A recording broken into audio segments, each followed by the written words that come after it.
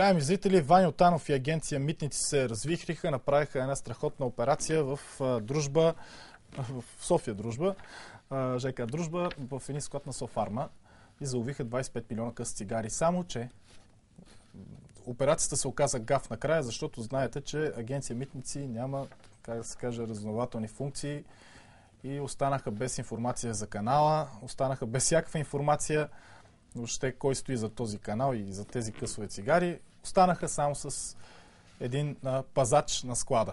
При мен е Петър Якимов, говорител на Българска легия Антимафия. И аз питам от тук сега, понеже днес разбрах колеги от един всекидневник, от прес са попитали прокуратурата, логичен въпрос, нали, кой все пак е взел под наем този склад, не се знае. Как не се знае? Няма ли договор за наем, което е най-елементарното? Честно ви кажа, явно живеем в държава на абсолютния абсурд. Даже не в държава на абсурда, а повече, след като нито агенция Митници, нито прокуратурата знаят кой държи склада. Бил склада на Софарма, но той бил преотдаден. Аз бих искал да започна от малко по-различно място. Знаете, много пъти сме говорили по темата за контрабандата цигари. Обявявали сме числа от сорта на 1000 камиона само за България. Тук са заловили 2 камиона и половина, 25 милиона къса, са 2 камиона и половина късове цигари.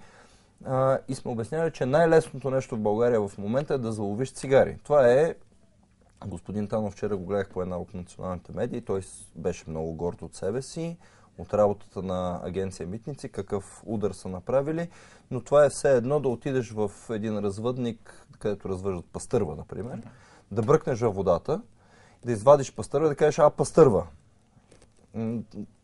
На това прилича неговите акции. След това залових още 13 милиона къса цигари, т.е. камион и малко през нощта на кулата.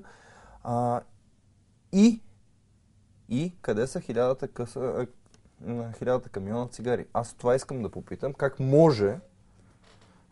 може агенция Митници да твърди, че няма ли разузнавателни средства? Естествено, че нямат. Ама ГДБОП има.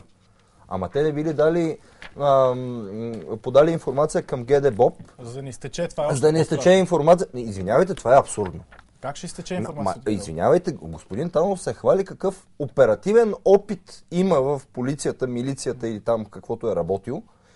И казва, ама ние не можем да стигнем до върховете, защото нямаме разузнавателни функции.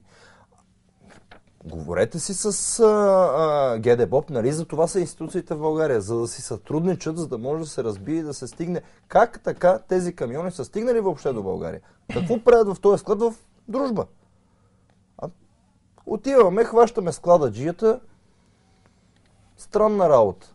Едни 25 милиона къса цигари, пък нямаме разузнавателни средства и няма да имаме, заради една глупава, откровенно глупава война между МВР, Цветанов, и Министерството на финансите Дянков.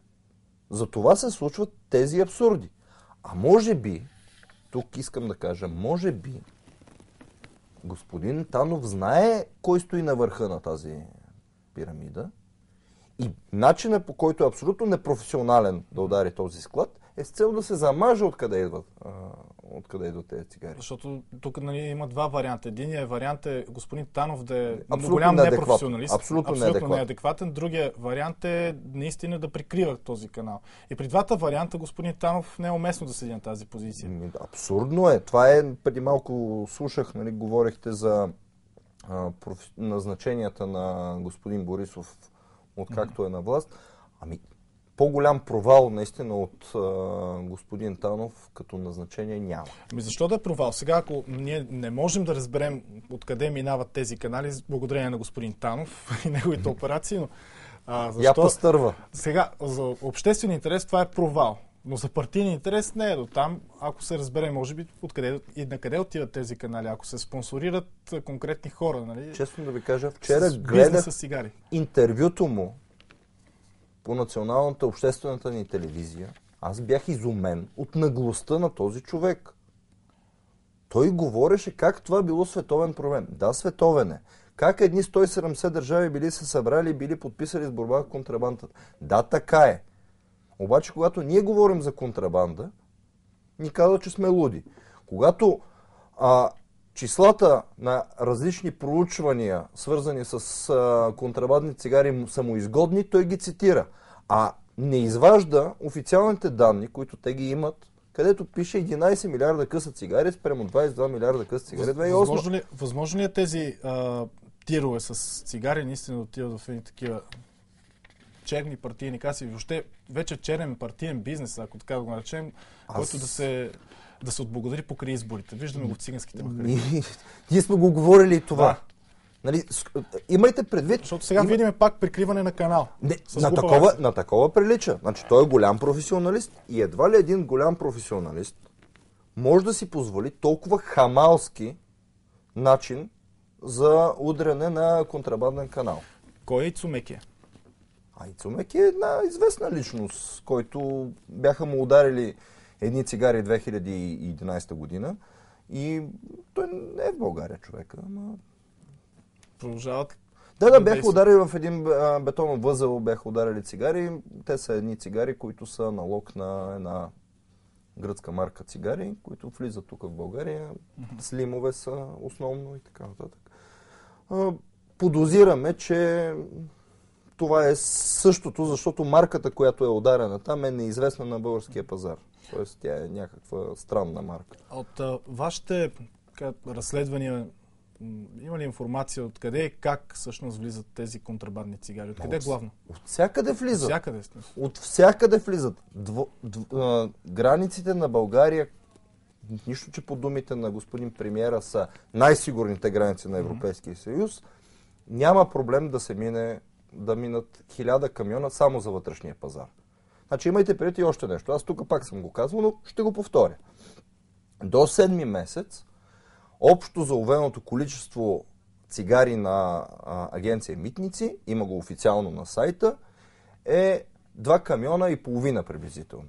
Ние прогнозирахме, че вероятно до края на годината те ще успеят, след като са се преборили с контрабандата и са намалили успешно с 50% обмитените късове цигари, да заловят 8 камиона. Извинявайте, сбърках. Вероятно ще са 10. 10 камиона на фона на 1000 камиона, които влизат в тази държава. Влизат през Варна, Бургас, по море, по сушата, през вътрешни граници, през външни граници и съответно има и такива цигари, които си собствено производство и на тях пише duty free. Нали, дали излизат от държавата или не, не знам, но и такива цигари има. Всякакви видове цигари има и аз продължавам да питам, защото дали ще се казва Мекия, Белото, Кантарджиев, Владимиров, нали, има ли значение? Всъщност има ли значение? Никой не отговори. Ето, ние с вас, знаете кога зададах аз този въпрос за Белото. Кой е този герой, на който се има ли? Да. Ето толкова отговори имам. Нито някой ме е потърсил, нито някой по някакъв начин е отговорил на този въпрос. Не мога да разбера какво трябва да стане. Да го зададем пак. Да го зададем пак. Кой е Светло-белото? Аз не мога да разбера. Светло-белото, който твърди, че... Нали, твърди, че събира пари за ГЕРБ и нали, са приятели. Представете си следното. Имате голям склад в ЖК Дружба, в който има 25 милиона къса цигари. Първо тези цигари трябва да стигнат до този склад.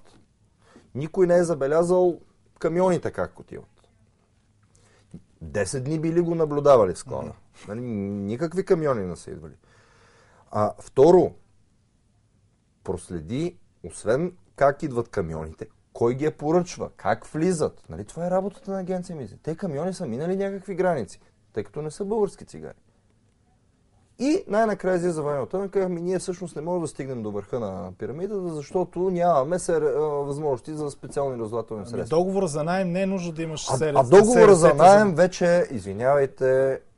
Сигурно всеки един нормален човек може да го потърси договора за наем, ако има някакви взаимоотношения с този склад, без да е полицай. Всяка една фирма е задължена, ако наеме помещение, при най-елементарна проверка, да покаже от кого го е наела, за какво е, за какви цели е и така нататък. Може ли да удариш склад и да не можеш да намериш договора за наем и никой да не знае за какво става дума и да твърдиш, че не си уведомил ГДБОП?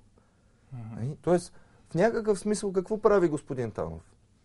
Прехвърля отговорността на МВР, че не може да се справи с проблема контрабанда, но де-факто проблема контрабанда е негов проблем.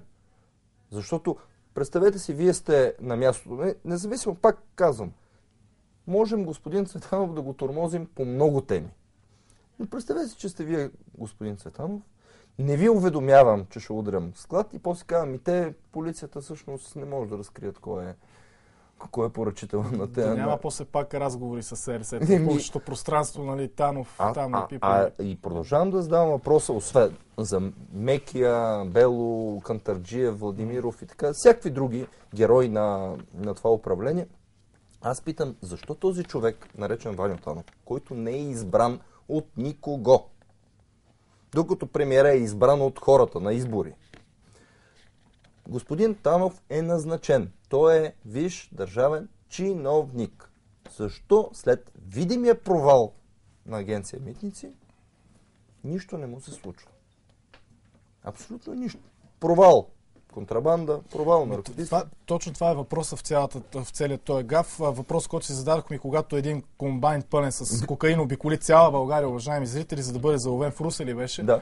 Което е безумно. Самия път, нали, на наркотика, ако някой горе-долу се интересува, следи, малко е странно един комбайн пълен с кокаин да обикаля с цяла България, за да намери подходящо място, в което да бъде заловен. Така и тук, нали, на пръв поглед изглежда като огромен гаф и недомислица на Ваньо Танов, но от друга страна изглежда като, нали, дай да удариме сега да си набавиме статистиката за ловени късове.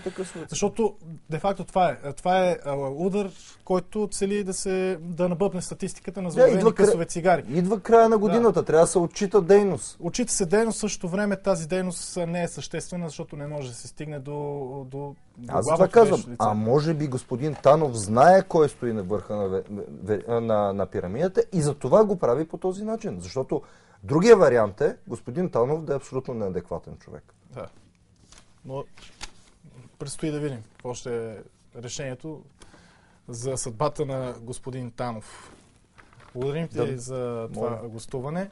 Уважаеми зрители, Петър Якимов, коментар за така величествената изява на Ваньо Танов, който успя да залови 25 милиона къса цигари, обаче понеже няма неговата агенция Митници, няма въобще разследващи функции, няма как Ваньо Танов да стигне до канала, по който се пристигне тези цигари, както и до главно действащо лице. А най-смешното е, че прокуратурата не знае кой стои зад склада, въпреки че най-простото е да попита поне договор за наем кой го е подписал. Въобще безумие в нашата държава. Така продължаваме.